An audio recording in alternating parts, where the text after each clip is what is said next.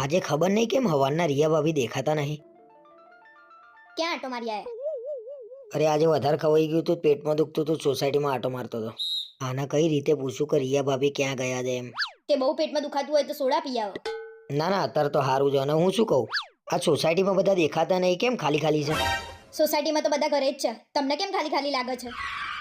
મને તો કોઈ બધા ઘેર ના લાગ્યા, ખાલી ખાલી લાગે છે બધું. ખાલી ખાલી કરીને તો મગજ ફેવડ્યું. ભલે સોસાયટી વાળા ઘરે ના હોય, આપણે તો ઘરે છીએ ને. તું ગુસ્સો ના કરે ખોટો મારું પર, જઈને જોઈએ જા. રિયા ભાભી ને મનીષભાઈ કોઈ ઘેર નહીં. અચ્છા, એટલે પેટમાં દુખાતું તું, સોસાયટી ખાલી ખાલી લાગતી હતી. અને હા, કાલ રાત્રે છે ને રિયા ભાભી અને મનીષભાઈ નો ઝઘડો થયો ને, તો મનીષભાઈ રિયા ભાભીને કાઢી મૂક્યા છે. મનીષ છે રિયા ભાભીને કાઢી મૂક્યા? રિયા ભાભીને? રિયા ભાભીને કાઢી મૂક્યા એટલે રિયા ભાભી શું છે? અલ્યા રિયા ભાભી તો જીગરનો ટુકડો હતા મનીષભાઈના. કેટલું રાખતા હતા તોય કદર ના કરી એ માણસે. અને આ બધા ઈશારા છે ને ચાલે છે. અને રિયા ભાભીને કાઢી મૂક્યા એમાં તમે શું લેવા આટલા બધા ઉછળો છો? અરે તું આજે વચ્ચે ના બોલે, મને ગુસ્સો આવ્યો છે મનીષિયા ઉપર. અને રિયા ભાભી શું લેવા જતા રહ્યા? એમના ઘરવાળા બેઠા નહીં હજી અહીંયા? ઓ દરવાડા વાળી. તું બોલે જ નહીં.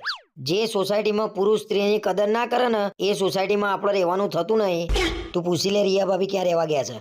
ખોટી હોશિયારી માર્યા વગર બેહી રહો ને. મનીષભાઈને બોલાવું છું અને કહું કે તમે રિયા ભાભીની પાછળ પડ્યા છો. આજે કંઈક વધારે પડતું બોલાઈ ગયું છે, મને જઈને હોઈ જવા દેજે ચૂપચાપ.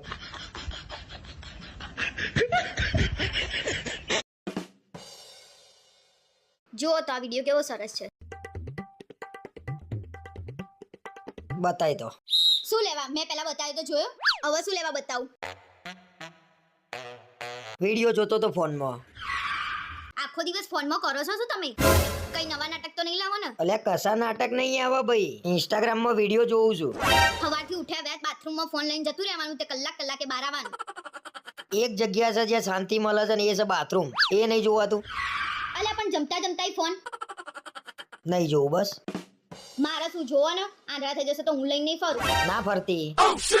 મને બધી ખબર છે, આંધળા થઈ જાવ તો આખા ગામમાં ફરીને આવો ને એવા છો. આજે કશું ના મળ્યું તો મોબાઈલ હાથમાં આવ્યો.